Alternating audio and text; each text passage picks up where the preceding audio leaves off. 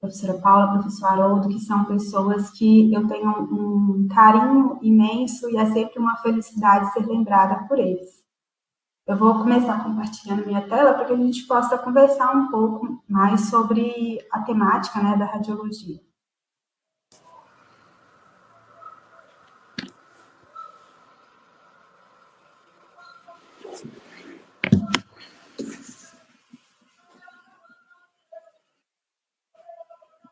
Só me dá um feedback, por favor, Augusto. Está aparecendo? Tá aparecendo a sua transmissão. Bom, pessoal, então hoje, a convite do PET Odontologia, né, da UFVJM, a gente vai falar um pouco sobre a questão da descomplicação da interpretação radiográfica. É interessante porque é um tema que ele pode ser trabalhado no início da graduação, no meio, no final, depois de formado, ele não perde a sua relevância, porque a gente tem sempre que estar lembrando alguns conceitos, alguns detalhes na hora de fazer uma interpretação da radiografia. Então, eu vim aqui para poder... Oi? Desculpa te interromper. É só para poder falar que está sendo transmitido, no caso, a tela do Conferência Web, tá? Não está aparecendo a tela? Não, o slide não.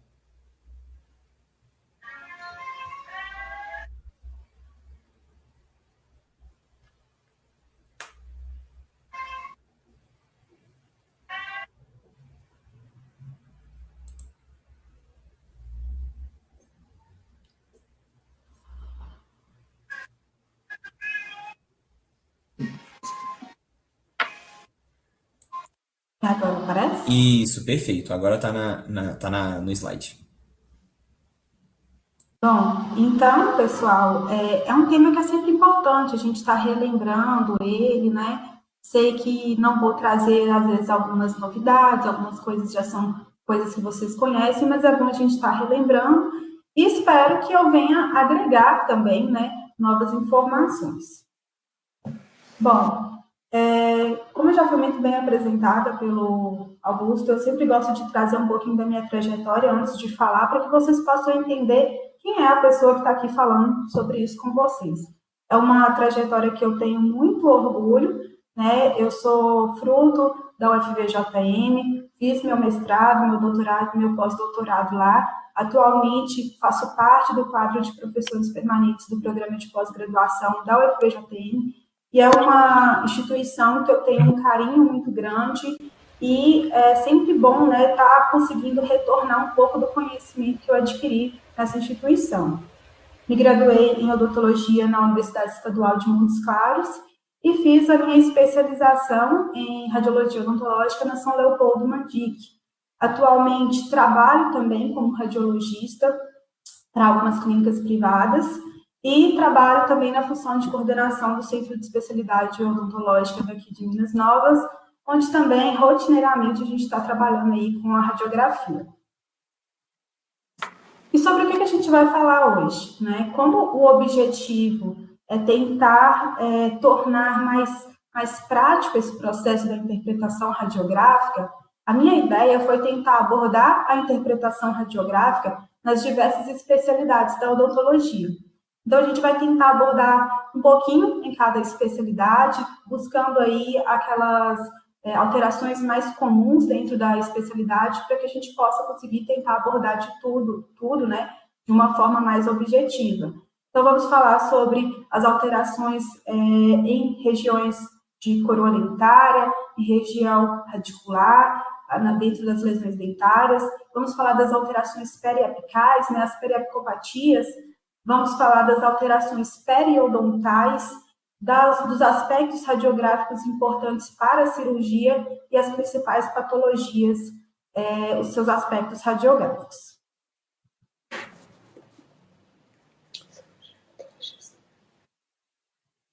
E antes de tudo, a gente vai falar sobre o que é interpretar, né? Interpretar é você observar algo, agregando ao que você está observando conhecimento. Então, eu posso olhar para um objeto e identificar uma coisa. Uma outra pessoa pode olhar para aquele mesmo objeto e identificar outra coisa. O que vai depender de qual vai ser a forma de identificação de cada um, conhecimento que ela traz por trás daquilo. Então, um exemplo prático, né, que eu trouxe aqui é essa situação onde nós temos 3 observadores no museu, onde os 3 olham para um quadro. Eu, olhando para esse quadro, eu imagino que é uma carinha sorrindo. Mas se vocês observarem, nós temos 3 pessoas com 3 olhares diferentes. Um pensa, que belo prato de sopa ainda quente. O outro pensa, 2 flechas para o mesmo arco, interessante. E o terceiro pensa, um lindo vaso de flores, mesmo sem as pétalas. Então, nós conseguimos observar que é uma mesma imagem, mas com 3 aspectos, né, 3 observações diferentes. E isso pode ser por causa da forma que cada um viu, com o ângulo que cada um viu, o conhecimento que cada um trouxe por trás daquilo. Nessa mesma linha de pensamento, eu posso mostrar essa imagem e todo mundo pensar, é um homem careca com barba. Mas girando a imagem, nós conseguimos observar um homem cabeludo, com o nariz grande e sem barba. Ou seja, a forma como eu angulei a imagem me gerou uma outra tipo de interpretação. Então, a forma como nós visualizamos aquilo também pode nos dar interpretações diferentes. Se eu faço uma angulação diferente na hora da minha tomada radiográfica, eu posso ter um diagnóstico diferente, posso ter uma visão diferente. E assim, né, a gente tem alguns fundamentos técnicos para a interpretação radiográfica. Nós temos que lembrar que é extremamente importante ter conhecimento para se observar e interpretar. E o conhecimento, ele não é apenas sobre o que a gente está vendo, mas sobre a técnica que foi empregada também. Qual a técnica radiográfica que foi utilizada, né, para poder fazer aquele exame? É uma técnica bite-wing? É uma técnica periapical? É uma técnica oclusal? É um panorâmico? É uma cefalométrica, né? Então, a gente precisa entender da técnica, até mesmo para saber se aquela radiografia ela é ideal para o que nós devemos observar. Não adianta, por exemplo, eu solicitar uma radiografia interproximal se eu quero ver uma alteração em região de periápice, porque não é a técnica radiográfica indicada para essa situação. Mas é uma técnica, por exemplo, muito indicada para visualizar radiografias em regiões interproximais, radiografias mais incipientes. Então, cada técnica radiográfica vai ter a sua aplicabilidade. A gente precisa entender, conhecer a técnica para que possamos, então, saber se ela é viável ou não para a nossa interpretação. Também é importante que nós conheçamos a anatomia, né, o que é normal, para que podemos entender o que é alterado. Conhecer o anatômico nos faz saber diferenciar quando estamos diante de um patológico. Senão, eu posso olhar na radiografia um forame metoniano e pensar que é uma lesão cística. A gente precisa entender o que é anatômico ou não. Também um outro requisito fundamental para a interpretação é estarmos em um ambiente favorável. Quando nós falamos de ambiente favorável, é quando nós estamos em um ambiente que nos permita ter ali a melhor interpretação possível daquele exame. Então, não se utiliza, por exemplo, um janeloscópio. O que é um janeloscópio? É quando você pega a radiografia, vira para a janela e tenta fazer a interpretação ali virado para a janela, com a iluminação da janela. Por que não é o ideal? Porque o ideal para a gente fazer uma interpretação radiográfica é uma luz homogênea através da radiografia. Por isso que nós utilizamos, né, por exemplo, o negatoscópio, no sistema digital, né, a gente tem a tela branca para poder visualizar, porque a gente tem uma iluminação homogênea. Se eu coloco, por exemplo, a radiografia sobre uma página de um livro e tento interpretar, olha como que a gente tem sobreposições aqui, né, que dificultam essa interpretação. Então, essa sobreposição da imagem com outras coisas vai dificultar o processo de interpretação. E também é importante que a gente faça a montagem correta da radiografia. se na hora que eu vou fazer a minha radiografia, eu não me preocupar se o picote está virado para cima ou para baixo, por exemplo, eu posso ter um erro de interpretação no final. Então, o picote tem que ser voltado para oclusal ou para incisal, para que possa me guiar lá na hora que eu tiver com a minha radiografia, se aquele dente é um dente da maxila, é um dente da mandíbula. Então, são aspectos importantes que a gente tem que levar em conta antes mesmo da gente iniciar todo o processo de diagnóstico, todo o processo de interpretação. São requisitos técnicos essenciais.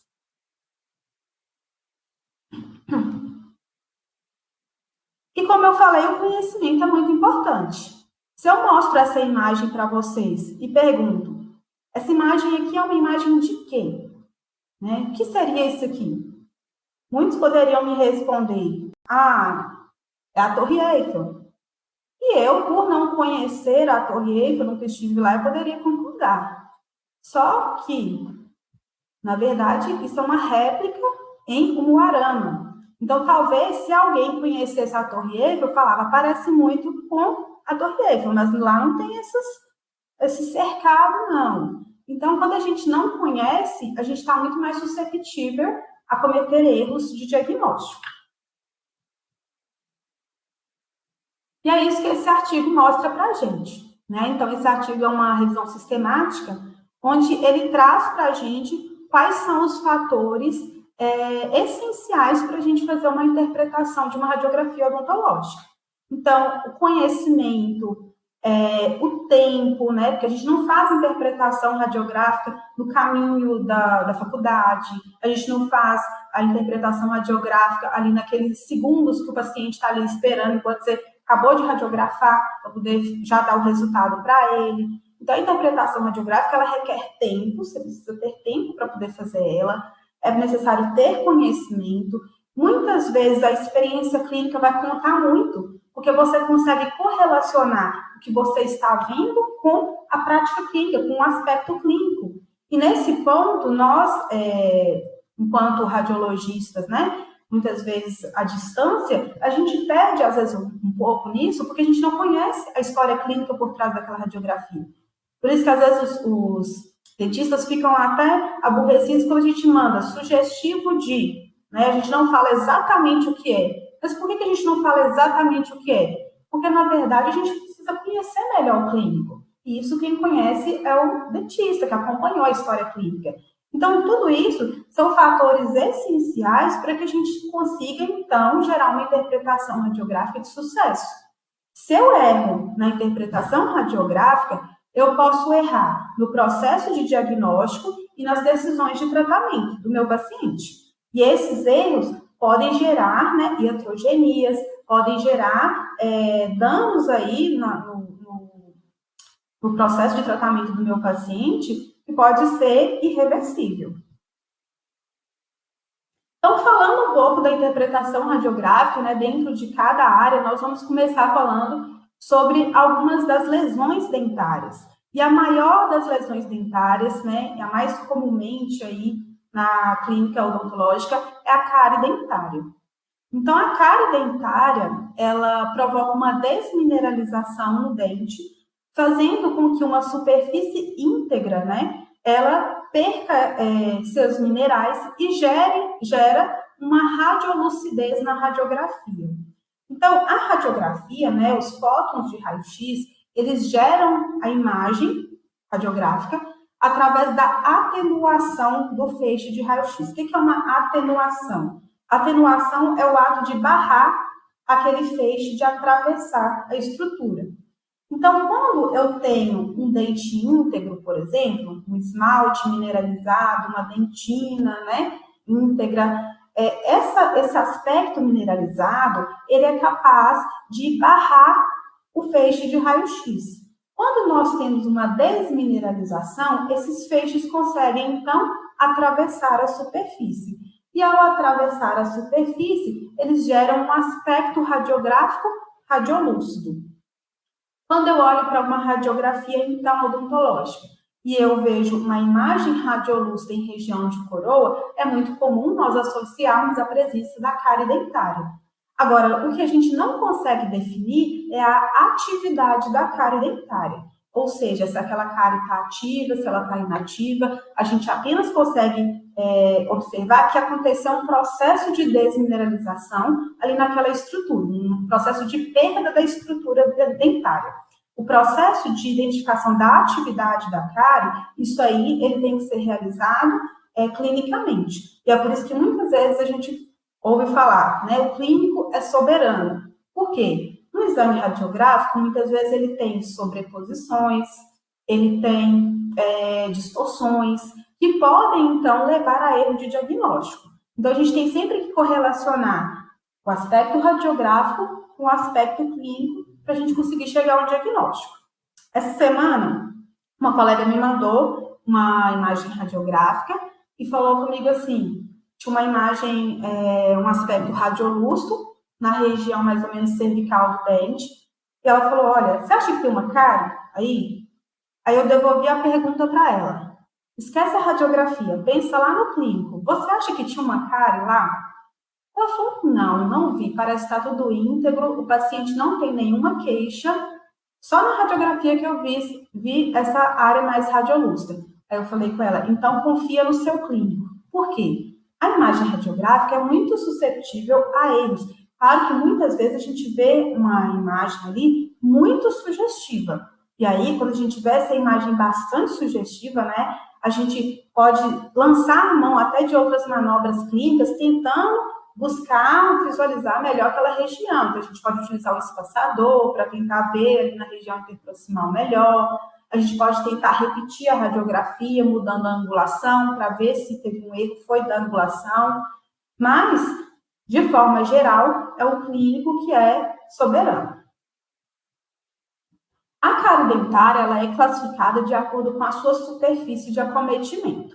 Então, nós temos, por exemplo, as cáries classificadas como proximais, que são aquelas que acometem, né, as regiões proximais dos dentes.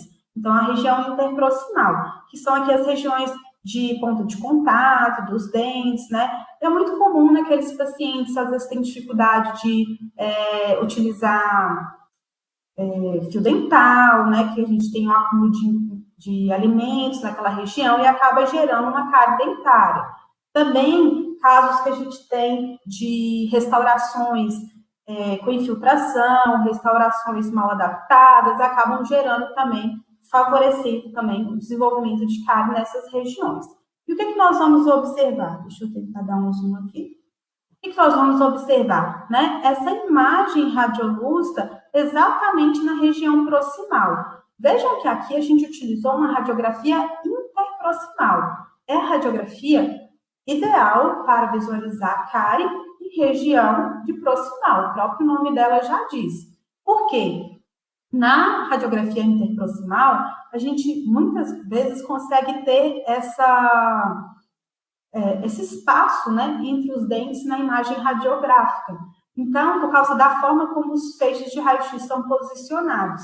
E a gente tem uma visão ampliada da região das coroas dentárias. Então, a gente vai conseguir observar esse aspecto radiolúcido, que quando menor vai estar limitado ao esmalte dentário, para quem não tem tanto aprofundamento assim, na questão da radiografia, o esmalte dentário vai ser a estrutura mais radiopaca, mais branca, contornando o dente. Abaixo do esmalte, nós temos a dentina. Então, uma cárie de esmalte é aquela que se limita a essa primeira camada, né? A essa imagem mais radiopaca. Uma cárie que já vai em direção à dentina, ela vai aparecer com aspecto radiolúcido maior, já acometendo aqui a região da dentina. E a tendência da cárie é ir se desenvolvendo até alcançar a região da polpa dentária, que tem esse aspecto radiolúcido. Então, quando a gente tem uma cárie profunda, né, na região interproximal, nós vamos vendo o aumento da radiolucidez desde a região do esmalte até a região da polpa dentária. Nós temos ainda a cárie de superfície livre. A cárie de superfície livre é aquela que vai acometer a face vestibular ou lingual à palatina do dente. Então, que são as faces livres dos dentes, né? Qual que é o aspecto, geralmente, que vai apresentar na radiografia? Uma imagem radiolúcida mais ovalada. Como a radiografia ela é bidimensional, nós não conseguimos olhar para a radiografia e falar se é uma cárie do tipo vestibular ou do tipo lingual, nesse caso aqui. Porque nós temos a sobreposição de estruturas. Então, ela pode estar colingual e estar sobreposta aqui, dando esse aspecto, né? Essa visão parecendo que muitas vezes é o vestibular. Mas o clínico, né? Ele vai conseguir nos dizer perfeitamente se essa cárie está para o vestibular ou para o lingual. Só voltando aqui, né? Então, aqui a gente tem, ó, uma imagem de uma cárie em região proximal já mais avançada, então com um processo de cavitação maior, né? E igual eu falei, ela já passou pelo esmalte dentário e aqui ela já está indo em direção à dentina. A tendência dela é evoluir até chegar à região da polpa dentária. E temos ainda a cárie de superfície oclusal. A cárie de superfície oclusal, né? Ela é difícil de ser visualizada quando ela está incipiente. O que é uma cárie incipiente? É uma cárie bem no inicinho. Por quê? Na região oclusal, nós temos a sobreposição das cristas marginais dos dentes, né? Que são essas superfícies das coroas aqui, né? Essas cristas aqui. Então, como a gente tem muita sobreposição dessas cristas, então o aspecto radiopaco nessa região é muito grande. E isso dificulta a visualização da cárie quando ela ainda está no inicinho aqui, porque às vezes ela se desenvolve ali na região dos sulcos, né? E aí ela acaba passando despercebida. E aí ela vai ser observada quando ela já está acometendo a região amelodentinária. O que é a região amelodentinária? É quando eu tenho a transição do esmalte, que a gente, né, chama de amelo, para a dentina. Por isso, amelodentinária. Então, transição do esmalte para a dentina. Então, a gente vê esse aspecto mais radiolúcido exatamente nessa transição. Então, aqui, quando a cárie está visível nessa região, a gente pode ter certeza que em cavidade bucal ela está muito maior. Inclusive, essa é uma característica da radiografia. Ela tende a minimizar o efeito real. Então, às vezes, quando a gente vê na radiografia, clinicamente está maior. Quem nunca teve a sensação de que está lá fazendo, né, uma remoção de cárie e quando vê, cai naquele espaço vazio que está muito maior do que você tinha visto ali na radiografia. Que é exatamente isso. Para que a gente consiga visualizar na radiografia, é necessário um processo de desmineralização grande. Então, clinicamente, esse processo está muito maior do que é observado na radiografia.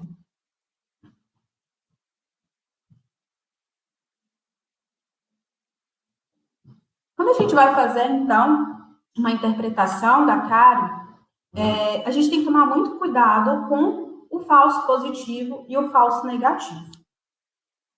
Existe um efeito radiográfico chamado de efeito Burnout. O que é o efeito Burnout? Quando a gente observa, né, a anatomia do dente, nós vimos que o esmalte dentário, à medida que ele vai chegando aqui na região cervical do dente, ele apresenta um estreitamento.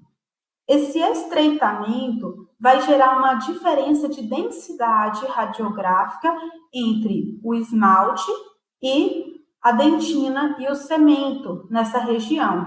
Então, nessa região amelocementária, nós temos uma diferença de densidades radiográficas. Isso pode gerar esse efeito burnout, que é um esfumaçamento radiolúcido na região cervical. Nossa, Glauciele, como que eu vou saber se eu estou diante de uma cárie ou se eu estou diante, então, de um efeito burnout? Então, o que a gente tem que se atentar? Primeiro, quando a gente observa o efeito burnout, deixa eu tentar dar um zoom aqui. Quando a gente observa o efeito burnout, a gente vê um esfumaçamento leve em vários dentes. A gente não vê apenas em um dente. Então, é um esfumaçamento geral, de forma geral, em vários dentes. E a gente consegue observar, olha aqui, a estrutura dentária, ela está íntegra. Então, embora eu tenha esse esfumaçamento, de forma geral, eu vejo uma linha íntegra ali contornando a superfície do esmalte. Então, isso serve para nos esclarecer. Eu estou diante de um efeito burnout e não de uma cárie dentária. E também aquela que a gente falou, né? Clinicamente, se eu não vi nada, e mais uma vez, né, eu vou confiar que eu posso estar diante de um efeito burnout e não de uma cárie dentária. Diferente daqui.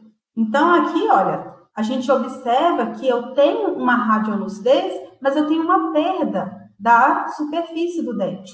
Então, olha como que eu consigo observar esse desalinhamento aqui da superfície do dente. Então, aqui sim é mais indicativo de ter uma cárie dentária. Ó, então, aqui, olha, eu não tenho um efeito burnout tão grande. Então, aqui nessas situações é mais fácil de eu ter uma cárie dentária, por causa que eu tenho imagens radiolustas muito grandes. Dá até a impressão que o dente está com uma dimensão reduzida nessa região. Aqui, novamente também, eu vou sempre investigar. Se é um efeito burnout, eu viria nos outros dentes esse mesmo aspecto. Se eu estou vendo só aqui, eu vou lá no clínico e vou conferir se realmente tem uma cárie dentária aqui. Outra situação aqui que me faria, né, sugerir que é uma cárie dentária. Eu vejo que esse é um paciente que tem tártaro, é um paciente que tem perda óssea. Então, isso pode me dizer sobre a questão periodontal desse paciente. Então, um paciente que pode ter uma higienização ruim. Então, eu tenho aqui, de forma mais discreta, mas eu tenho tártaro dentário aqui nesses dentes também. Aqui, ela é maior. Então, pode sim tratar de uma cárie dentária. Eu preciso conferir com o clínico. Outra situação, né, que a gente tem que investigar é quando a gente vê imagens radiolustas sobrejacentes a restaurações dentárias. As restaurações dentárias, elas vão apresentar na radiografia o aspecto radiopaco. E abaixo delas, quando a gente vê uma radiolucidez, a gente tende a pensar que pode ser uma cárie secundária ou recorrente. O que é uma cárie secundária ou uma cárie recorrente? É aquela cárie que apareceu após a realização da restauração dentária, seja porque deixou ali material carioso, né, e desenvolveu novamente a cárie. Então, é uma cárie que recorreu, né? Então, eu preciso investigar se eu estou diante de uma cárie recorrente ou se pode ser outra situação, como, por exemplo, material forrador de aspecto radiolúcido. Embora hoje em dia, até mesmo os materiais forradores, né, como o cimento ionômero de vidro, como o cimento hidróxido de cálcio, eles têm o aspecto radiopaco, nem sempre foi assim. Cimentos odontológicos utilizados antigamente, eles tinham os aspectos mais radiolúcidos. Então, se é um paciente, né, mais senil, um paciente que tem uma restauração muito antiga na boca, né, um amálgama bastante antigo, e eu vejo aquela imagem radiolúcida ali sobrejacente à restauração, eu preciso pensar, será que eu estou diante de uma cárie recorrente, secundária, ou se trata, na verdade, de um material forrador? Então, a gente tende a observar no clínico, por exemplo, nesse caso aqui, né, eu conseguiria ver no clínico, eu tenho uma perda óssea grande, então eu conseguiria observar no clínico. Ou também, outra situação é eu tentar buscar saber, né, se o paciente tem alguma queixa nessa região, algum sintoma, algo que possa me indicar aí a presença da cárie recorrente. Então, aqui também mostrando essa mesma situação. Outro tipo de lesão dentária que a gente tem são as reabsorções radiculares. O que é uma reabsorção radicular? O processo de reabsorção, ele acontece quando células do tipo odontoclastos migram em direção ao dente e iniciam um processo de remoção ali da estrutura dentária, por isso que é chamado de reabsorção. E os odontoclastos, eles vão até essa região da superfície do dente através dos vasos sanguíneos. Então, um critério, né, importante para que eu tenha reabsorção é que eu tenha recobrimento de vasos sanguíneos naquela região. Dessa forma, o tipo de reabsorção mais comum que a gente tem é a reabsorção radicular. Podemos ter reabsorção coronária? Podemos, mas em que situação? Em dentes que estejam inclusos, porque se ele estiver incluso, eu tenho tecido mole recobrindo ele. E se eu tenho tecido mole, eu tenho vasos sanguíneos chegando naquela região. Agora, um dente que já está em oclusão, em cavidade bucal, ele não sofre um processo de reabsorção coronária, porque eu não tenho como os odontoclastos chegarem até ali a coroa daquele dente. Já na reabsorção radicular, né, esses odontoclastos, eles podem vir em direção à polpa e iniciar o processo de reabsorção da polpa para a superfície do dente, num processo que a gente chama de reabsorção radicular do tipo interna, ou o contrário, eles vêm e começam o processo da superfície do dente para a polpa dentária. Aí a gente chama de reabsorção radicular do tipo externo. O que provoca essa reabsorção? Então, na maioria das vezes, é por causas desconhecidas. Mas alguns estudos têm sugerido, por exemplo, uma relação entre casos que têm reabsorção e o paciente relata ter tido um trauma dentário, ou casos de tratamento ortodôntico, né, onde a gente tem aquela reabsorção na apical ali dos dentes, ou dentes com função excessiva, né, com sobrecarga excessiva, e ainda quando a gente tem cistos, tumores desenvolvendo ali em região periapical dos dentes, e aí acabam provocando reabsorção.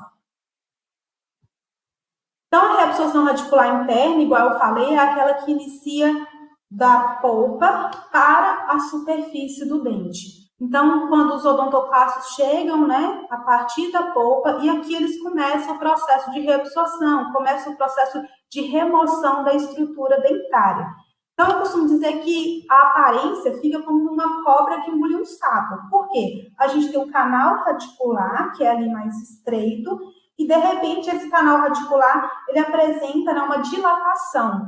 Uma dilatação que pode ter um formato mais arredondado, mais oval, mais alongado, mas tem essa dilatação. E essa dilatação é por conta dessa reabsorção que está iniciando ali. Então, de forma que na reabsorção interna, eu não consigo falar onde está a polpa e onde está a reabsorção. Então, elas se apresentam aqui, ó, apenas como uma reabsorção da estrutura de forma geral. Então, ficam contínuas com a imagem da câmara pulpar ou do canal radicular. Então, vai ser um aspecto o quê? Radiolustro, né, no canal radicular. Na tomografia, dá um zoom. Na tomografia, ao invés de radiolustro e radiopaco, a terminologia que a gente utiliza é hipodenso e hiperdenso. Hipodenso para imagens como se fossem radiolustras, e hiperdenso para imagens que têm esse aspecto mais radiopaco. Então, olha, aqui na tomografia, nesse corte, a gente consegue observar que o canal radicular está aqui, e aqui a gente tem um processo, né, como se fosse uma dilatação desse canal radicular nessa região. Então, é o quê? É uma reabsorção do tipo interna. Então, a gente vê como se fosse a dilatação do canal radicular. Esse mesmo dente, olha aqui no corte sagital, a gente vê que o canal radicular está aumentado nessa região. Olha a diferença desse para esse. Então, o que isso mostra para a gente? Está tendo um processo de reabsorção, de remoção da estrutura dentária nessa altura aqui do corte. E a reabsorção do tipo externa? Então, a reabsorção do tipo externa, ela acontece da superfície para a superfície externa para a superfície interna do dente. Ela pode ser de alguns tipos, como, por exemplo, o tipo apical, que é o mais comum. A reabsorção externa do tipo apical, vamos aqui.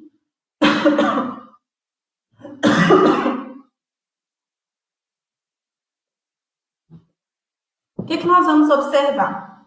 Um arredondamento do ápice dentário. Então, a gente consegue observar, né, que aquele ápice dentário que deveria apresentar-se mais afinalado, na região aqui mais apical, ele apresenta mais arredondado. E a gente tem a manutenção do espaço do ligamento periodontal e da lâmina dura, quando não temos um processo inflamatório aqui na região periapical. Então, por exemplo, pacientes que passaram por tracionamento ortodôntico, né? É muito comum a gente conseguir observar esse arredondamento do ápice radicular. Então, esse processo de reabsorção radicular externa do tipo apical. Quando a gente tem um processo inflamatório grande aqui, a gente não vê a manutenção do espaço do ligamento periodontal e da lâmina dura, mas o que a gente vê?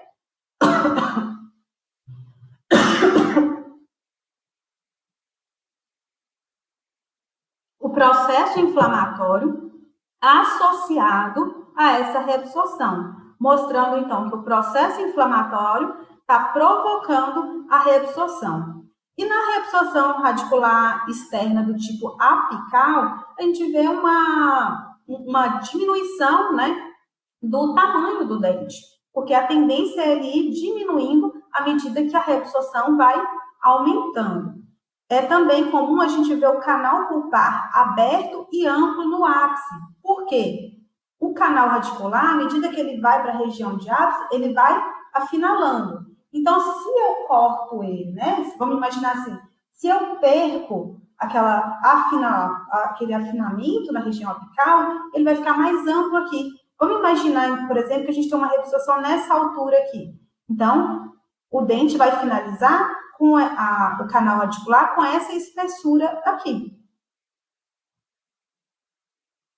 E na tomografia, como que a gente vai observar? Então, aqui a gente tem uma imagem tomográfica, onde a gente observa aqui o dente, o canal radicular e uma imagem hipodensa na região do ápice radicular. Então, indicando para a gente que a gente está tendo um processo de remoção da estrutura dentária aqui na região de ápice.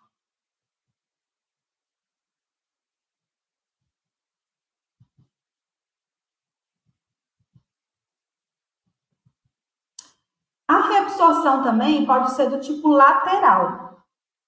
Na reabsorção lateral, nós vamos geralmente ter um dente impactado, provocando essa reabsorção na lateral do dente adjacente. Então, aqui a gente tem uma imagem tomográfica, esse é um corte axial. O corte axial é o corte nesse sentido aqui. Então, no sentido da vértebra ápice. Então, é um corte nesse sentido. Então, nós temos aqui um dente, um segundo molar e um terceiro molar impactado com o segundo. A gente consegue observar melhor aqui no corte sagital. Então, o terceiro impactado com o segundo. E esse terceiro molar está provocando uma reabsorção radicular externa do tipo lateral no dente adjacente. A gente consegue observar essa imagem hipodensa nesse dente aqui. E por que está provocando essa reabsorção? Seja pela força que está causando aqui nesse dente, então acaba provocando esse processo de reabsorção.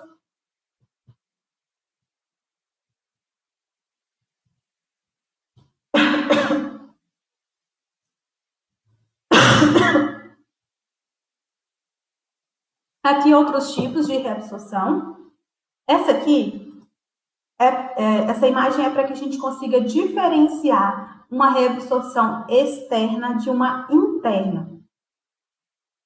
Nessa imagem, a gente vê o canal radicular e vê uma imagem radiolúcida sobreposta a ele. Mas eu consigo falar exatamente onde está o canal radicular aqui. Ou seja, eu consigo diferenciar canal radicular e área mais radiolúcida. Então, na verdade, nesse caso aqui, eu não tenho uma reabsorção interna, eu tenho uma reabsorção externa. Só que por causa do efeito bidimensional, nós estamos tendo uma sobreposição da superfície do dente, então está dando esse aspecto mais radiolúcido em volta da polpa dentária. Então, aqui é uma reabsorção externa e não interna. E se fosse interna, como que eu viria? Eu não conseguiria diferenciar o que é polpa e o que é imagem da reabsorção. Aqui um outro caso de uma reabsorção também provocada, né, pelo terceiro molar impactado. Então, a gente observa, né, uma reabsorção bem grande já no dente, provocada aí pela presença do terceiro molar. Um outro tipo de reabsorção radicular externa que a gente tem, e de difícil diagnóstico, é a reabsorção cervical invasiva. A reabsorção cervical invasiva, ela não é passível de ser observada na radiografia, porque ela é bem, como é que eu posso dizer? Ela provoca detalhes. Então, uma radiografia, como a gente tem muita sobreposição de estruturas, a gente acaba não conseguindo observar esses detalhes. Aí, até mesmo na tomografia, eu preciso de uma tomografia de alta resolução, um tomógrafo de alta resolução, para que eu consiga observar esse tipo de reabsorção. Então, ela é uma reabsorção bem mínima, bem delicada, vamos dizer assim, que vai gerar um aspecto radiolúcido na região cervical do dente, indo em direção à polpa do dente, e quando ela alcança a região de proximidade da polpa do dente, ela vai no sentido longitudinal do dente, acompanhando então todo o canal radicular do dente. Então, vamos mostrar isso aqui na tomografia para ficar mais fácil da gente entender. Aqui a gente tem um corte também axial, onde a gente consegue observar que está tendo uma reabsorção. Olhando assim, às vezes a gente pensaria, é um tipo de reabsorção do tipo externo. Ótimo, porque a reabsorção cervical invasiva é também reabsorção externa. Você sabe por que é externo? Porque eu consigo definir que a polpa dentária está aqui e a reabsorção está aqui. Eu consigo saber onde está um e onde está outro. Agora, como que eu sei que é do tipo cervical invasiva? Eu vou mudar o tipo de corte na tomografia. Então, quando eu mudo o corte na tomografia, eu consigo ver que ela vai descendo no sentido longitudinal do dente, acompanhando, né, a polpa do dente. E a gente tem ainda a presença de uma dentina chamada dentina pericanalar, contornando a polpa dentária. Então, a gente vê a polpa e a gente vê em volta da polpa essa área mais hiperdensa, né, essa linha hiperdensa, contornando, protegendo a polpa, que é a dentina pericanalar. Então, esse é um aspecto da reabsorção cervical invasiva. Então, ela gera esse aspecto clássico. Nem sempre é possível de ser observado em qualquer tomógrafo, e principalmente quando ela está mais no início. Quando ela já está maior, né, às vezes é mais fácil da gente conseguir observar, mas quando ela está no início, nem sempre a gente consegue observar. Então, observei dentina pericanalar, a gente vai pensar em reabsorção cervical invasiva.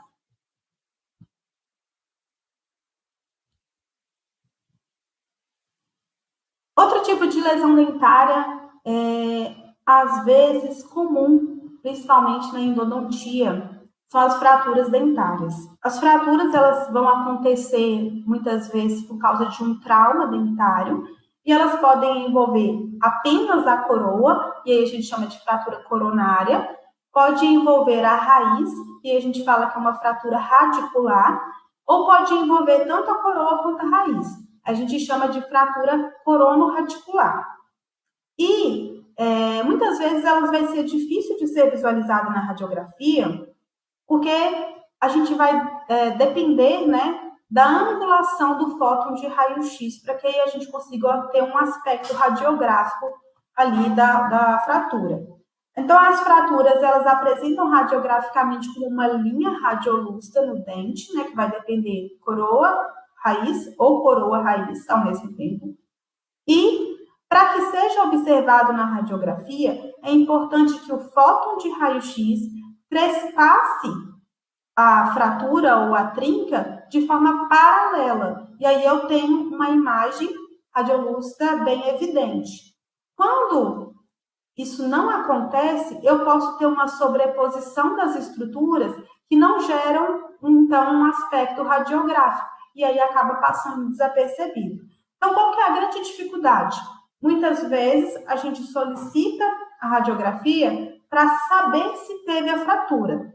Se a gente não sabe que tem fratura, a gente não sabe a direção dela e a gente não sabe como posicionar ali, como angular, então, o cabeçote do meu raio-x. Então, por isso que a tomografia é o exame mais indicado para pesquisa de fratura dentária, principalmente as fraturas radiculares. Aqui mostrando, alguns aspectos radiográficos, né? Então, algumas situações onde foi possível observar a presença da fratura, mas vejam que são, muitas vezes, desapercebido. Então, às vezes, por conta das sobreposições também, a gente pode ficar na dúvida se teve a fratura ou se não teve, né? Então, são casos em que o paciente teve um trauma, a gente faz a radiografia para tentar observar, e se o paciente continuar com queixa, a gente solicita a tomografia para ver se consegue observar a fratura. Então, quando a gente vai para a tomografia, o que a gente consegue fazer na tomografia? Movimentar o eixo. Então, eu consigo pegar a imagem do dente, né? E consigo girar ela em vários eixos diferentes, e com cortes, né, de espessuras diferentes, de forma que o traço de fratura ele fica mais evidente ali. Na tomografia, eu não tenho sobreposição de estruturas. Eu tenho, se a gente pensar, né? Vamos pensar aqui que eu vou ver algo através desse copo, né? Então, o copo ele tem a superfície mais de um lado e a superfície do outro. Então, na radiografia, eu vou ver uma única imagem desse copo. Na tomografia, eu consigo ver todas as partes desse copo de forma separadas, de forma que aquilo que está dentro do copo fica evidente em um determinado corte, o que está mais na superfície fica mais evidente em outro determinado corte. Em cada fatia, eu consigo ver melhor.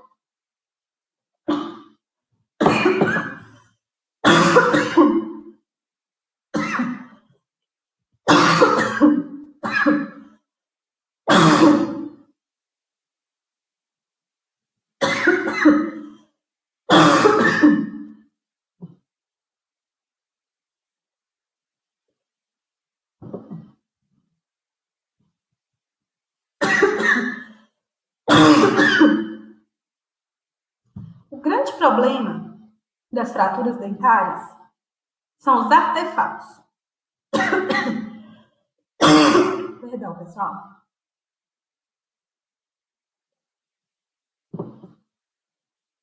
Os artefatos são imagens radiolúcidas que podem aparecer, por exemplo, por conta da movimentação do paciente na hora do exame. Então, se o paciente, na hora que ele está fazendo a tomografia, ele movimenta, gera aquele borrado, que é um artefato. Outra situação é os chamados Binharden. O que é o Binharden? O artefato provocado por materiais de alta densidade.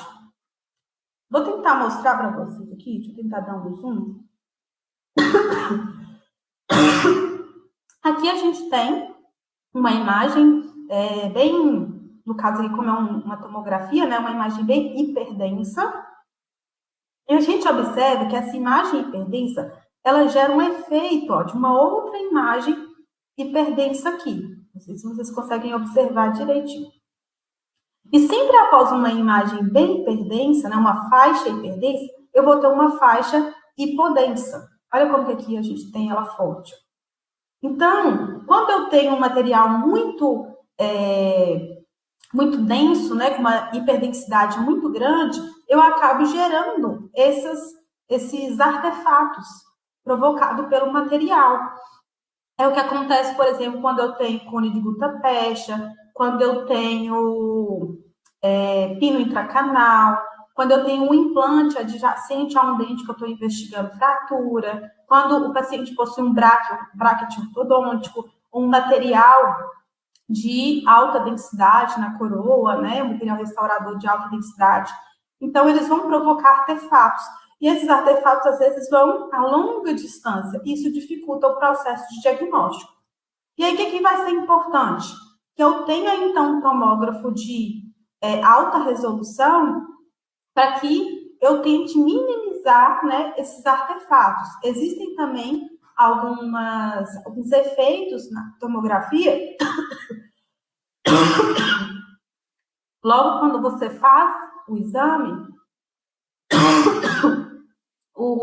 a clínica consegue fazer um efeito para tentar diminuir também esses artefatos.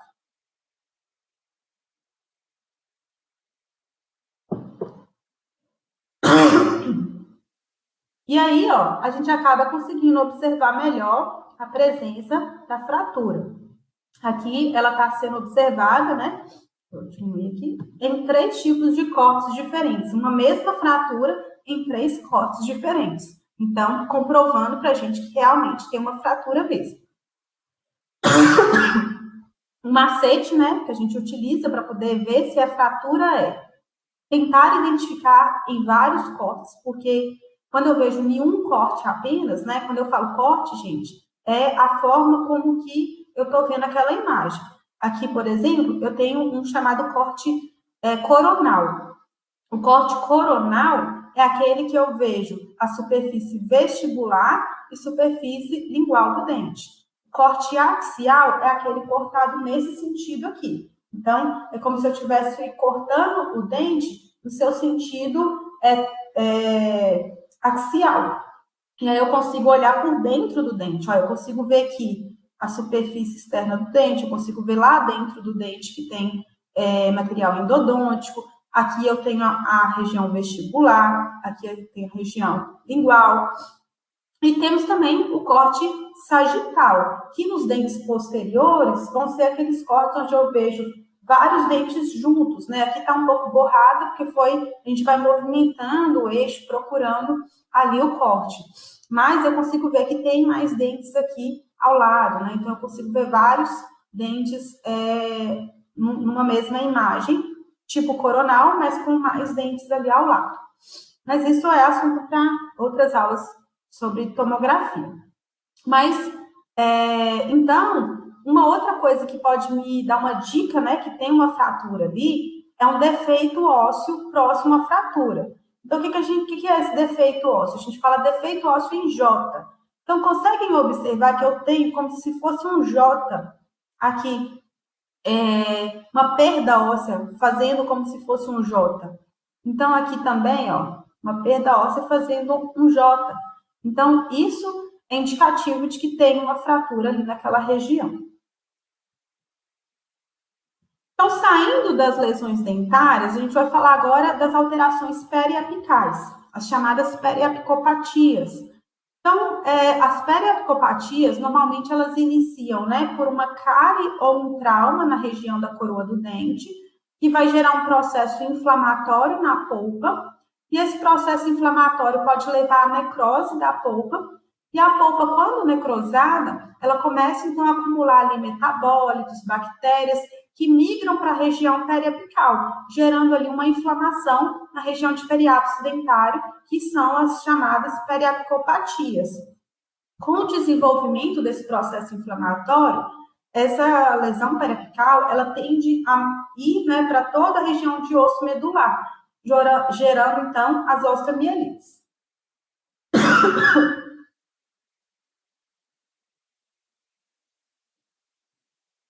Então, se a gente fosse falar de uma evolução, né, do processo inflamatório, a gente poderia falar que inicia com uma perissementite, depois passando para um abscesso, evoluindo para um granuloma e um cisto periapical.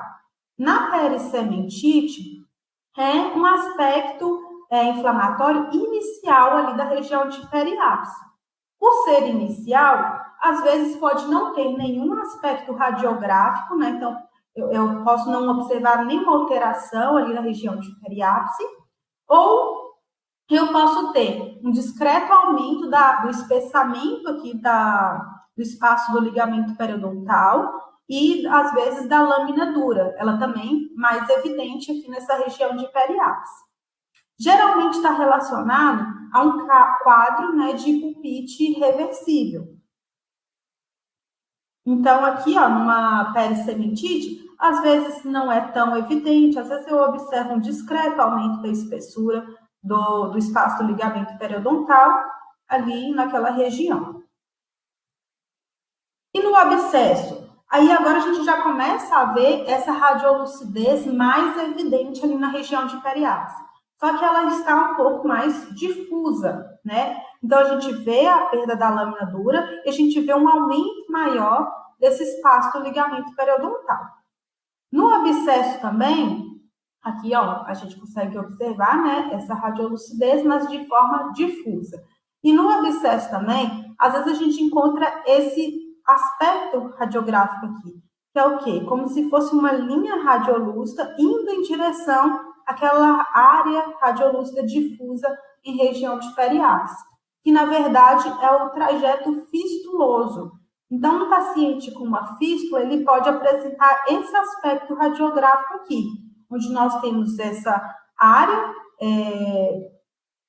radiolúcida difusa e um caminho ó, indo em direção à superfície aqui da mandíbula, né? Mostrando que é um trajeto fistuloso. Então, trazendo toda a região de abscesso aqui, né, para a região extraoral. No granuloma, essa rarefação óssea, que era difusa, ela começa a ficar mais circunscrita, mais bem definida, gerando, às vezes, um aspecto mais ovalado, mais circular.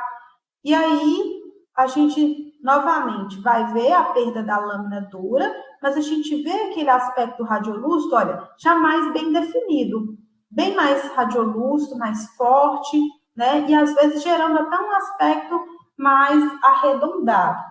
Alguns autores trazem que não é possível diferenciar radiograficamente um granuloma de um cisto periapical. Como de fato, assim, o que eu vejo é que não tem como você saber se é um cisto periapical ou se é um granuloma. Por quê? Antigamente, o conceito que a gente falava no cisto periapical, nós vamos ter uma imagem radiolúcida circundada por uma linha fina radiopaca. Só que algumas evidências mostram para a gente de casos em que eles fizeram a biópsia dessa lesão, por exemplo, e vem com o resultado de um granuloma periapical, e não de um cisto periapical. Então, mostrando que o granuloma também pode apresentar essa linha radiopaca. Então, nem sempre é cisto só porque tem a linha radiopaca.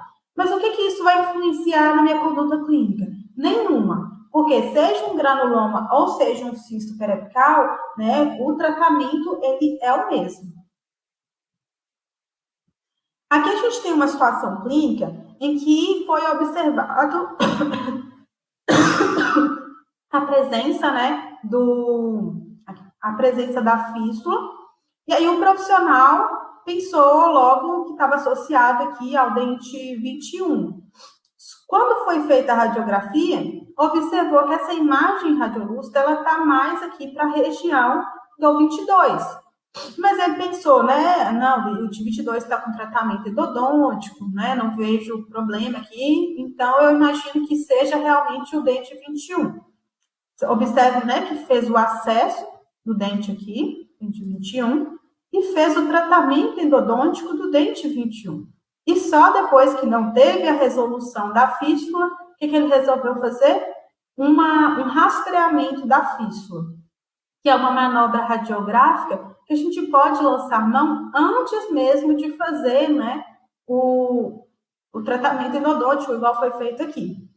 Então, você insere o cone de gutta-percha na fístula e ela mostra, olha, onde que está associado. Então, a fístula, ela guiou exatamente para aqui, para o dente 22.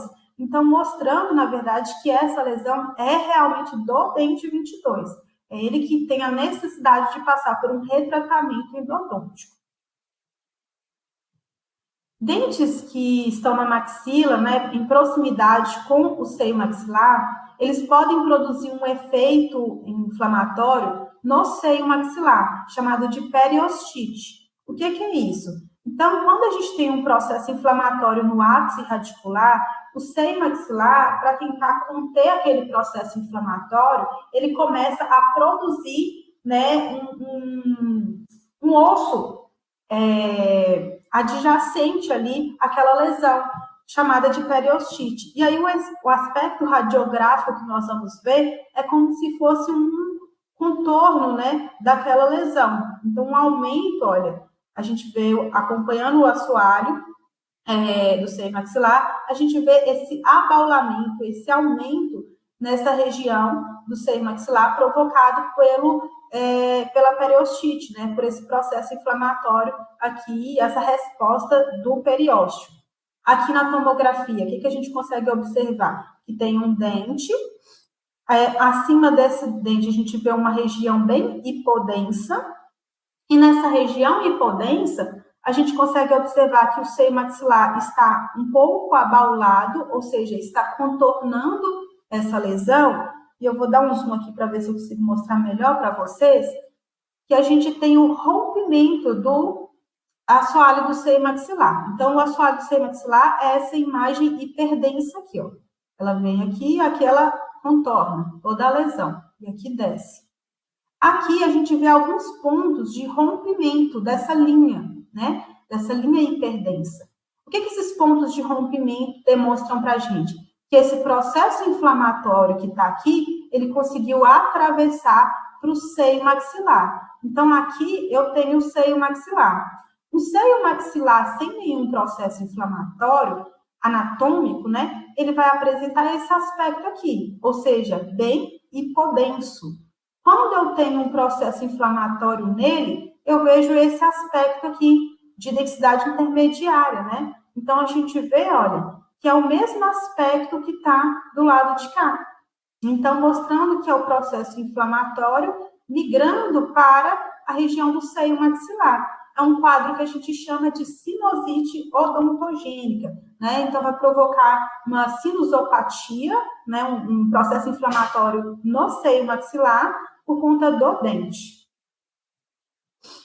E no osso, né? Igual eu falei, existem aquelas situações em que a gente tem um processo inflamatório em região periapical, e aí, se não for controlado esse processo inflamatório infeccioso ali, ele tende a disseminar através da medula óssea, né, do paciente. Então, esse processo inflamatório ali na região de osso medular, a gente chama de osteomielite.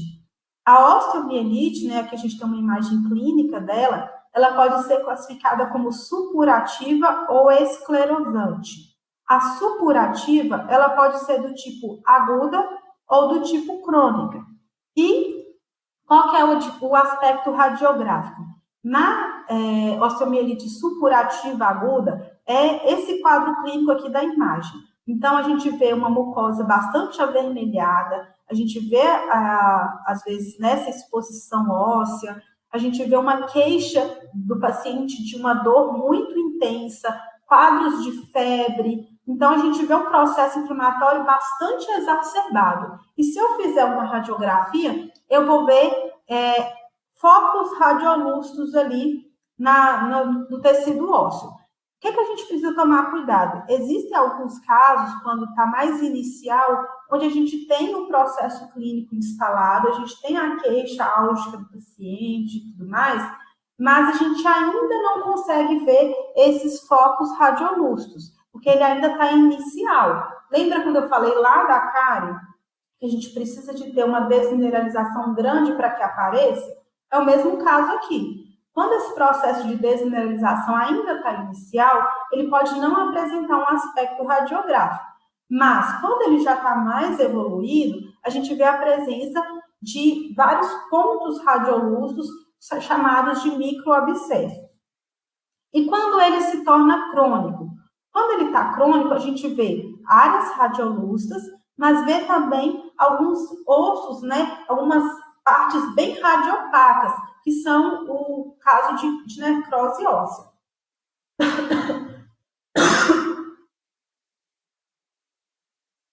Então, aqui, como que a gente observa, né, na radiografia?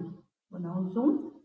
a gente vê um aspecto no osso como se fosse ruído de traça. A gente tem que tomar muito cuidado, porque a osteomielite, ela faz diagnóstico diferencial para os carcinomas, que também geram esse aspecto ruído de traça. Então, a gente tem que investigar o quadro clínico do paciente, se teve quadro de febre, se tem um quadro inflamatório infeccioso instalado, para que a gente possa realmente suspeitar de uma osteomielite. E aqui, né, nessa situação, olha, a gente vê uma mistura de radiodensidades. A gente vê áreas radioluces, mas a gente vê algumas faixas mais radiopacas. O que são essas faixas mais radiopacas? São ossos necróticos, né? Então, é o caso quando a gente tem uma osteonecrose associada, né, aos microabscessos. Aqui na tomografia, aqui a gente tem uma tomografia da mandíbula, olha, mostrando então que a gente tem até a perda do contorno da mandíbula, áreas bastante hipodensas, né, nessa região, mostrando a destruição da mandíbula.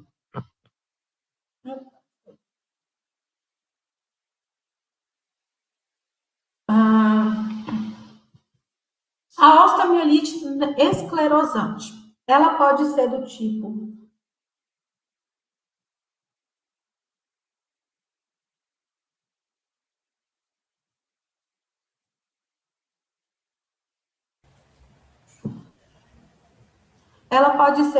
difusa. Oi, Glaciele, tudo bem? A apresentação, a apresentação de slide não está aparecendo aqui, não? Deixa eu ver o que aconteceu.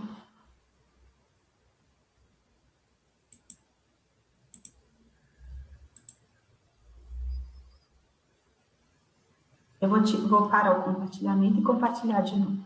Ok.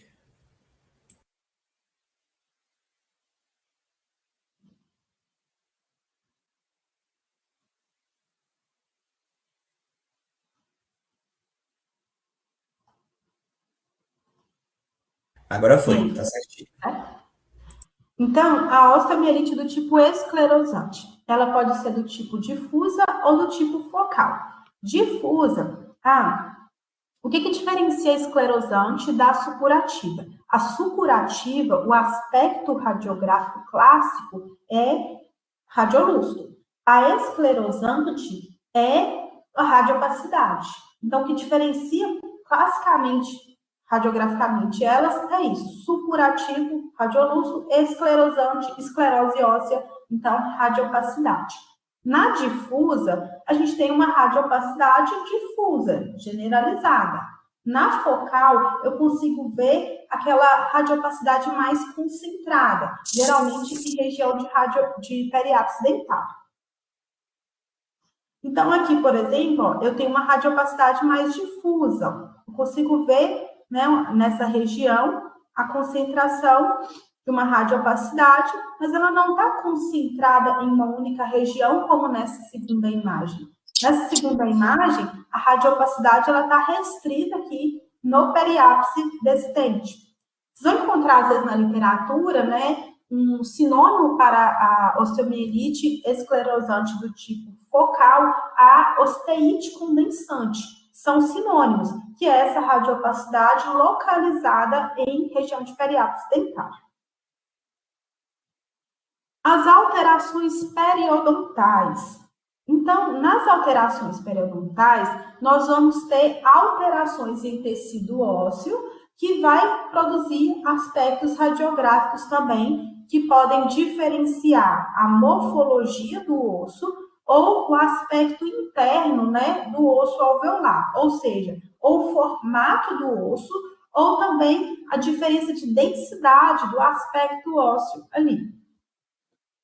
E aí, para isso a gente precisa lembrar, né, quando que eu estou tendo uma perda óssea, né? Então, para a gente falar, né, que está tendo uma alteração da morfologia do osso, a gente precisa identificar as perdas ósseas, saber quando eu estou tendo perda óssea. E como que eu identifico perda óssea? Então, a perda óssea, ela é definida como a altura da junção amelocemitária até a região de crista óssea alveolar. Deixa eu dar um zoom aqui para ficar melhor para a gente entender. Vamos lembrar aqui da anatomia. onde aqui eu tenho o osso alveolar, aqui eu tenho regiões de crista óssea alveolar. Então, na crista óssea alveolar, eu tenho essa linha mais radiopaca contornando, que é a lâmina dura, e aqui no meio eu tenho o osso alveolar. Então, quando eu tenho uma perda óssea, eu tenho uma diminuição nessa altura aqui, que está marcado em vermelho, que é da altura da junção amelossementária, ou seja, quando eu termino aqui o esmalte dentário, lembra que ele vai ficando mais afinalado na região de colo do dente, na região cervical do dente? Então, aqui ele termina. Quando ele termina aqui a gente tem, né, uma região amelossementária. Então, aqui eu termino o esmalte dentário e começo a região de cemento. E aí, é aqui que eu começo a medir até a altura da crista óssea. Quando eu tenho uma medida aí de 0,5, 2 até 3 milímetros, a gente fala que a gente tem uma altura óssea normal. Ultrapassou 3 milímetros, 4 milímetros de altura, a gente começa a falar que está tendo, então, uma perda óssea. E aí, a gente vai identificar essa perda óssea também por conta do esfumaçamento da crista óssea. Se vocês observarem essa crista óssea aqui, a gente vê perfeitamente a lâmina dura. Quando a gente olha para essa adjacente, a gente não vê perfeitamente a lâmina dura. A gente fala que está tendo um esfumaçamento da lâmina dura, o esfumaçamento da crista óssea. Então, esse esfumaçamento pode mostrar para a gente que a gente está tendo ali uma perda óssea, às vezes inicial. Se eu não tiver, né, se eu fizer fizer as medidas ali e eu encontrar ainda 3 milímetros, eu vejo que eu não estou tendo uma perda óssea significativa, mas o esfumaçamento pode me indicar que eu estou tendo um início de perda óssea.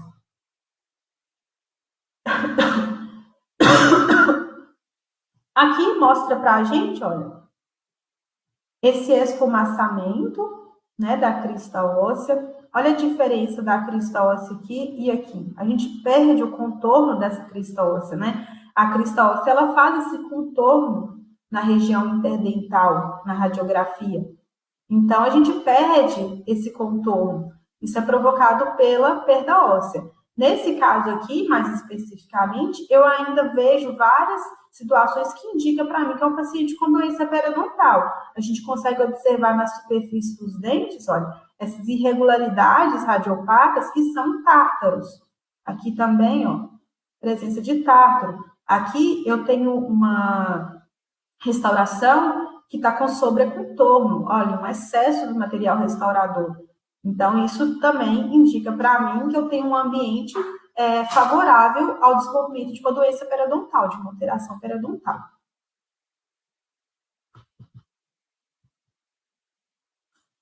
E aqui, a gente vê, ó, que tem um aumento da altura, né? Se eu medir aqui, eu vou ter, com certeza, um tamanho maior do que 3 a 4 milímetros. Ah, Glauciele, mas aqui você vê a crista óssea. Então, o que acontece? Nesse caso aqui, possivelmente é um paciente que teve uma doença periodontal, então ele teve uma perda óssea, mas agora ele está com a doença periodontal estabilizada. Quando a doença periodontal ela estabiliza, a gente tem uma neoformação da lâmina dura aqui, dessa linha radiopaca aqui, da crista óssea. Só que o osso que foi perdido, ele não volta. Então, ele não recupera a altura óssea, mas a doença estabiliza. Então, mostrando para a gente que a doença provavelmente ela está estabilizada. A gente classifica essa perda óssea como horizontal, vertical, cratera interdental e de cortical vestibular ou lingual. A horizontal é aquela, deixa eu voltar aqui só para a gente ler. A horizontal, ela ocorre quando se eu traçar uma linha, pegando a região da junção amelossementária de vários dentes, eu consigo traçar uma linha paralela com a altura da perda óssea. Vamos ver na radiografia, então. Se eu pegar, vou fazer um desenho aqui.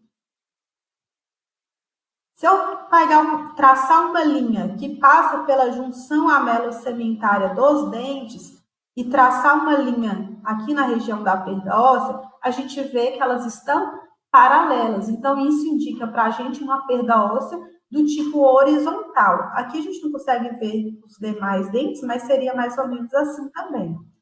Então, é uma perda óssea do tipo horizontal.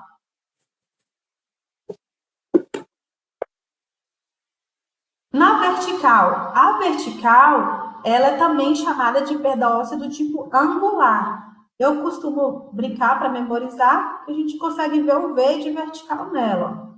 Então, é uma perda óssea angular, também chamada de angular. Ela tende a ir em direção ao ápice dentário. E aí, sempre que a gente for identificar essa perda óssea do tipo vertical, a gente tem que falar o dente e a face em que ela está acontecendo. Então, por exemplo, nesse caso aqui, a gente falaria que a gente tem uma perda óssea vertical na face mesial e distal do elemento 36. Aqui, novamente, ó, então a gente observa que ela vai em direção, ela tende a ir descendo, né, em direção ao periápice do dente, formando esse V aí de vertical. E na tomografia? Na tomografia, a gente consegue ver essa perda óssea como uma hipodensidade, olha, contornando ali o dente. Então, o dente que era para estar contornado por tecido ósseo, e se é tecido ósseo era para estar hiperdenso, ele vai aparecer como hipodenso. Olha a diferença desse dente, e aqui e aqui. Eu tenho uma hipodensidade, mostrando que eu tenho ali uma perda óssea.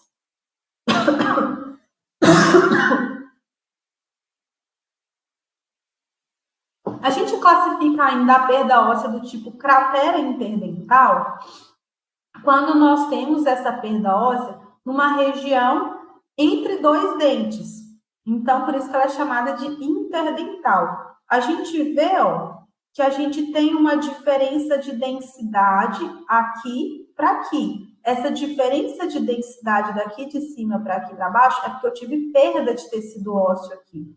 Então, eu tive um processo de degradação, de desmineralização óssea aqui. E como ela é entre os dois dentes, a gente chama de interdental. Então, aqui é a mesma coisa. Ó. Olha a diferença de densidade daqui para aqui. Aqui eu tenho um aspecto mais radiolúcido. Então, provocado por uma desmineralização óssea. E a cortical, vestibular ou lingual. Vamos ver na radiografia.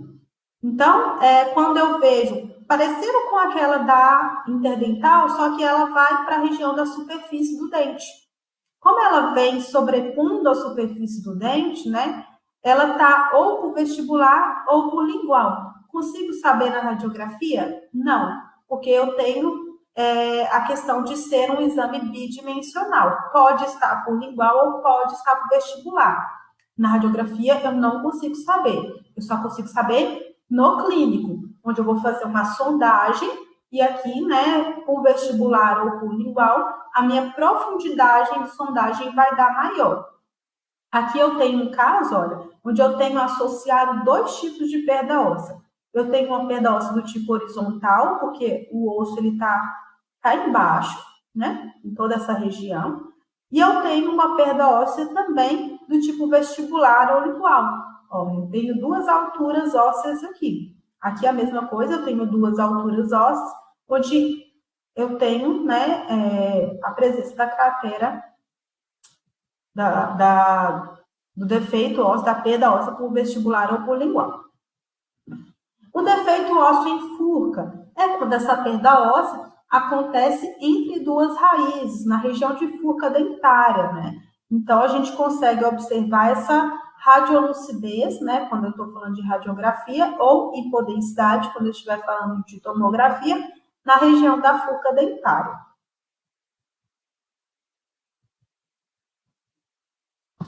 Mas eu falei que a gente vai ter alteração na morfologia do osso, e aí eu falo de alteração nas dimensões ósseas, Mas eu também posso ter alteração na estrutura do osso, na questão dos trabeculados, né, do osso. E o osso, quando ele está passando por um processo inflamatório, ele pode responder de duas formas. Com a diminuição da densidade óssea e ficar mais radiolúcido, igual a gente viu, por exemplo, na perda óssea por vestibular. Mas ele estimula também o osso que está adjacente ali a tentar barrar esse processo inflamatório, fazendo com que eu tenha um aumento da radiopacidade adjacente. Isso a gente fala de alteração da qualidade do tecido ósseo. Então, vamos dar um zoom aqui para a gente ver. É como se eu estivesse tendo um processo inflamatório aqui, né, provocando essa perda óssea aqui, e aí o osso que está ali mais distante tenta fazer uma contenção desse processo inflamatório. E como que ele faz essa contenção? Produzindo mais osso. E aí o que a gente vai ver é uma radiolucidez associada a um aumento de uma radiopacidade naquela região. Essa radiopacidade, muitas vezes, a gente chama de osteogênese reacional, ou seja, produção de tecido ósseo, né, como uma reação a esse processo inflamatório localizado ali. Quando a gente estiver falando das cirurgias, né, das exodontias, o que é importante a gente observar radiograficamente? Dos fatores que possam complicar essa exodontia. Dentre eles, a hipercementose. A hipercementose é uma proliferação do tecido do cemento ali do dente, né? É uma proliferação hiperplásica e não neoplásica, ou seja, não é uma neoplasia como, por exemplo, um cementoblastoma, mas uma proliferação do tecido, sem muitas vezes causa definida. E aí a gente tem esse excesso de produção de tecido, gerando esse aspecto de uma raiz como se fosse uma raiz bulbosa, né? Uma raiz que tem um aumento da sua dimensão ali em uma determinada região.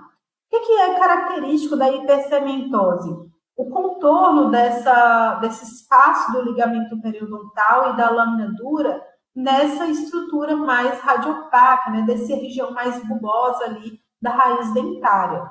Então, a gente observa a perda, né, daquele contorno da raiz, né, com o aumento da produção do cemento. Esse cemento, às vezes, vou tentar dar um zoom para a gente ver melhor, às vezes a gente consegue diferenciar o que é cemento, o que é dentina, porque o cemento ele é bem fino e ele tem uma densidade bem próxima da dentina.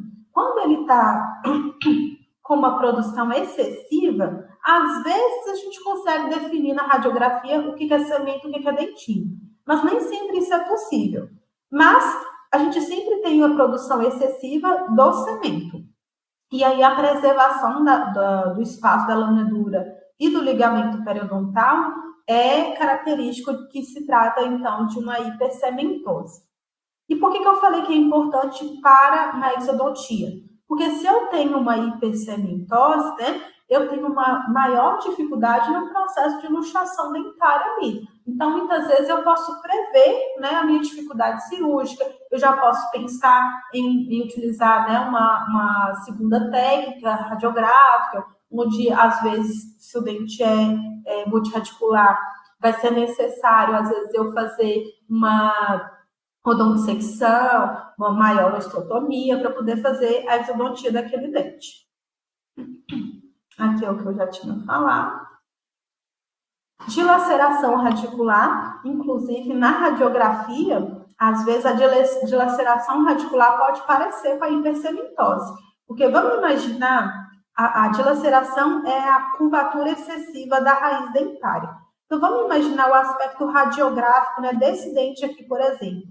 O que nós vamos ver? Se a gente olhar na radiografia, que é bidimensional, a gente vai ver apenas essa região da coroa pontuda, e essa região aqui, às vezes ela vai vir com uma maior radiopacidade, por causa da sobreposição das estruturas.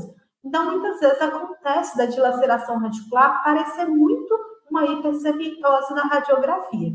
Quando a gente tem muita dúvida, a gente pode lançar mão da tomografia, porque aí na tomografia eu consigo ver exatamente que se trata de uma dilaceração radicular. Novamente, né? É um fator que vai impactar na minha dificuldade cirúrgica. Se eu tenho uma exodontia de um dente com uma curvatura radicular muito grande, eu tenho uma maior dificuldade cirúrgica na hora de fazer o procedimento.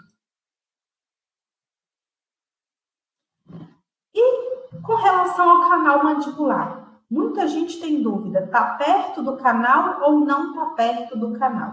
Então aqui eu vou falar para vocês como que a gente vai observar essa questão da proximidade com o canal radicular. No esquema do lado, eu sempre vou mostrar como que vai estar a relação do dente com o canal. Então, nessa situação aqui, ó, eu tenho o dente, tenho um espaço e vejo o canal mandibular. Consigo ver o teto do canal mandibular, consigo ver o assoalho do canal mandibular preservado. Então, mostrando que eu não tenho grande proximidade do dente com o canal radicular. Nessa outra situação, eu consigo ver o canal radicular e consigo ver o dente sobreposto a ele.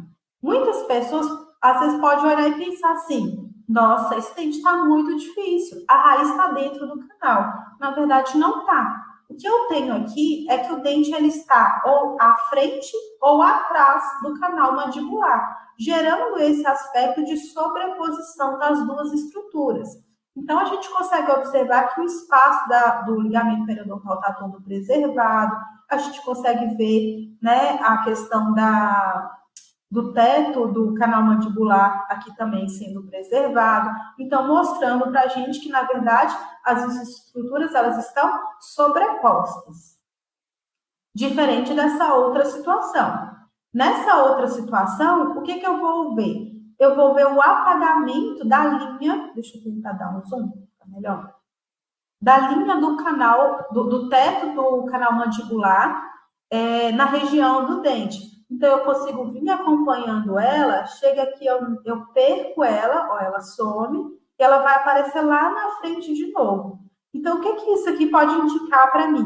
Se eu perdi o teto a linha, né, que representa o teto da câmera, do canal mandibular, pode indicar para mim que esse dente ele está em contato com o canal mandibular. Então, como mostrado aqui, eu tenho a perda, né, da linha do teto do canal mandibular. Então, aqui sim, eu prevejo, né, uma dificuldade cirúrgica maior.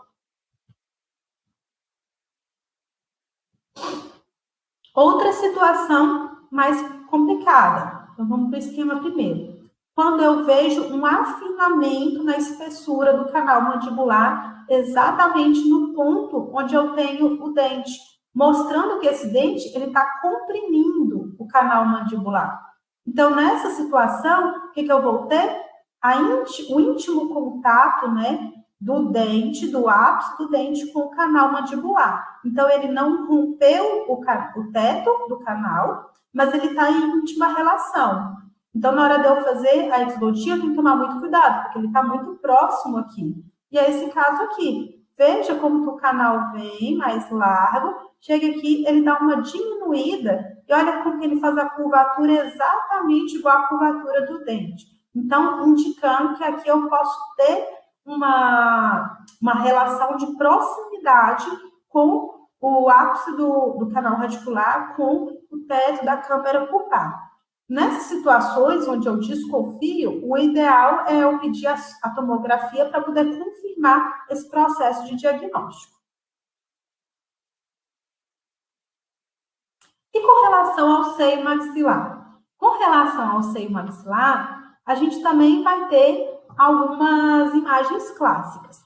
Então, aqui nessa primeira situação, o que eu vou ver? É quando eu tenho o dente abaixo lá do seio maxilar. Então, eu consigo ver a preservação aqui do assoalho, né, do seio maxilar e o dente lá embaixo, então sem ter nenhum tipo de contato com ele. Nessa outra situação, eu vou ver o assoalho do seio maxilar passando por cima do dente. O dente está lá atrás, ó. E aqui o assoalho da câmara do seio maxilar sobreposto. O que isso indica para mim? Sobreposição de estruturas. Então, o seio maxilar, ele está atrás ou à frente do dente, mas o dente não está dentro do seio maxilar. Então, eu não preciso ter medo de fazer a cirurgia nesse caso aqui. Agora, nesse outro caso, aí eu preciso ter maior cuidado, né, durante o procedimento cirúrgico. Então, qual que é a situação? Quando o dente está inserido no seio maxilar, gerando um aspecto radiográfico que a gente chama de cúpula alveolar. O que é a cúpula alveolar? Eu vejo a linha, né, que contorna o assoalho do seio maxilar contornando a raiz do dente. Então, esse contorno da raiz do dente indica que esse dente ele está, né, realmente em íntimo contato com o assoalho do seio maxilar. E, para finalizar, a gente vai falar agora das patologias. E aqui eu trouxe duas patologias mais prevalentes. A primeira é o cisto dentígero. O cisto dentígero é um cisto formado ao redor de um dente geralmente incluso e ele apresenta um aspecto radiográfico, né, de uma imagem radiolúcida que contorna a coroa do dente indo a partir da região da junção amelo-sementária. Então, ele começa, ele vem a partir da junção amelo-sementária. Então, isso é bem clássico do cisto dentígero, e é um tipo de cisto bastante comum, por isso que eu acabei trazendo. Ele vai ter essa imagem radiolúcida e a gente vê uma fina linha radiopaca contornando essa imagem radiolúcida, mostrando que trata-se realmente de uma imagem de um cisto. E o ameloblastoma, que é considerado o tumor epitelial benigno mais comum e mais comum ainda na mandíbula, principalmente região posterior de mandíbula. Ele vai ter alguns diferentes aspectos radiográficos, vamos passar aqui, onde a gente pode falar do aspecto como se fosse de favos de mel, que é quando a gente tem vários espaços, né, radiolúcidos menores, ou quando a gente tem espaços radiolúcidos maiores, que a gente fala que é o aspecto de bolha de sabão. Ele pode ter diferentes tamanhos, então a gente pode ter ameloblastomas bastante grandes, ou podemos ter ameloblastomas menorzinhos. E aí, a gente sempre vai fazer o diagnóstico, seja do cisto dentígero ou do ameloblastoma, através da biópsia. Então, a radiografia ela vai servir para nos guiar, nos levantar hipóteses. Então, por exemplo, nesse caso aqui, poderia ser um cisto dentígero? Poderia, né? Como que eu sei que não é um cisto dentígero? Através da biópsia. Então, aqui eu faria, é um caso onde a gente faria, então, a biópsia, faria até um processo já na estomatologia chamado de marsupialização, para tentar diminuir o tamanho e chegar, então, ao diagnóstico final dessa patologia.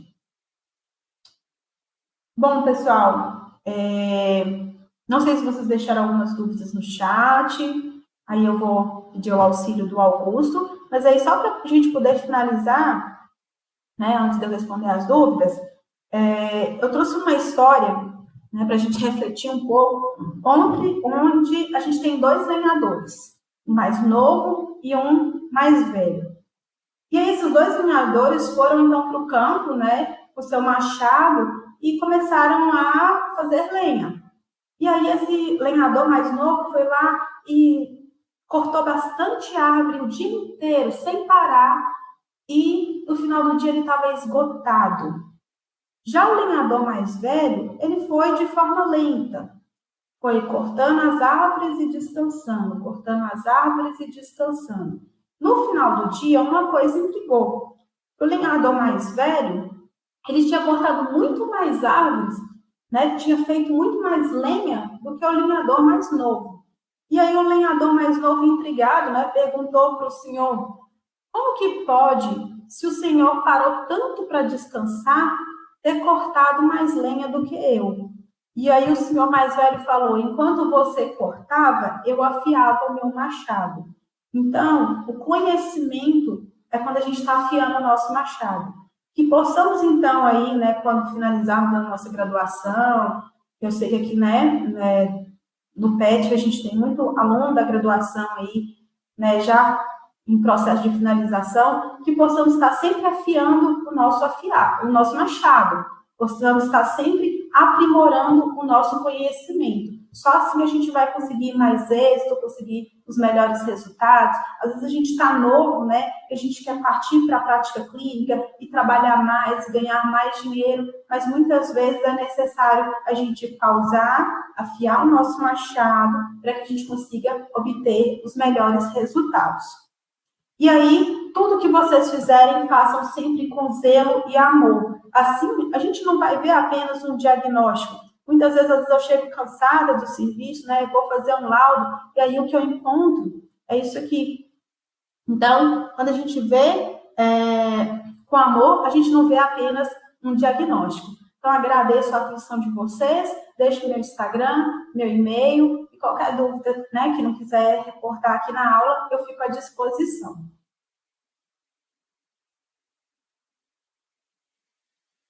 Marcelo, em nome do PET, eu gostaria de agradecer muito pela sua disposição de dar essa aula para a gente. Foi realmente um conteúdo assim esclarecedor, né? Temas tão importantes e que foram tratados com uma riqueza de detalhes muito grande, tá? Muito obrigado.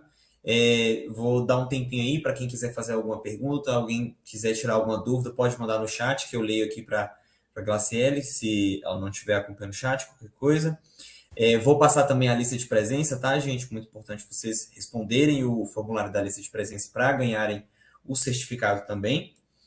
E, mais uma vez, muitíssimo obrigado pela aula de hoje. Foi realmente uma aula muito boa, viu? Muito proveitosa. Eu que agradeço, Augusto, o convite do PET, me coloco sempre à disposição. Fiquei muito feliz que eu abri aqui agora rapidinho para ver os participantes. Encontrei aqui colegas, muitos nomes conhecidos, então fico muito feliz, né, de ver, assim, algumas pessoas, eu tendo a oportunidade de compartilhar um pouquinho do que eu sei aqui com algumas pessoas. Então, agradeço novamente vocês pelo convite, estou sempre à disposição do PET, agradeço a professora Paula, o professor Haroldo também pela indicação do meu nome. Maravilha, então. Bom, acho que o pessoal tá bem, ficou com a memória fresca, né, com a apresentação. Aparentemente não tem nenhuma dúvida. E, bom, gostaria de finalizar, né, com chave de ouro. Muito obrigado mais uma vez, uma boa noite para você, uma boa noite para todo mundo. Muito obrigado a todos que estiveram presentes. Foi realmente uma capacitação bem cheia, né? Mais de 50 pessoas. Muito obrigado, viu? Obrigada, gente. Boa noite. Boa noite.